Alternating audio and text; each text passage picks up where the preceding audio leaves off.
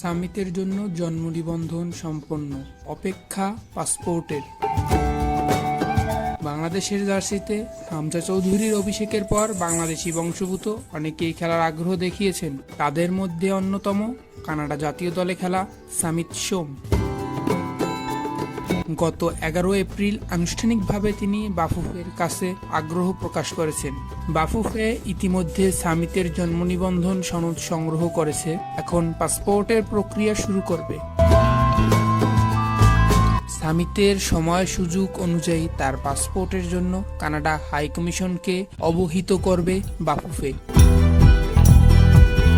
এসব তথ্য জানিয়েছেন সামিতের প্রক্রিয়া নিয়ে কাজ করা ফাহাদ করিম।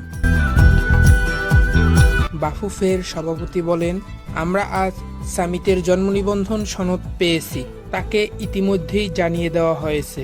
তিনি আমাদের জানাবেন কোন দিন তিনি কানাডাস্থ বাংলাদেশ হাই কমিশনে যেতে পারবেন। আমরা সেই অনুযায়ী বাংলাদেশ হাই কমিশনকে অবহিত করব।